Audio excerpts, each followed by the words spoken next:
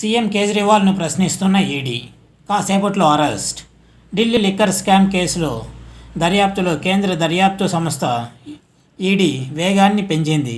ఈ కేసులో ఈడీ ఎదుట విచారణకు హాజరు కావడానికి తనకు అభ్యంతరం లేదని, అయితే అరెస్టు నుంచి రక్షణ కల్పించాలని ఢిల్లీ సీఎం ఆప్ చీఫ్ అరవింద్ కేజ్రీవాల్ చేసిన రిక్వెస్టును ఢిల్లీ హైకోర్టు గురువారం ఉదయం తోసిపుచ్చింది.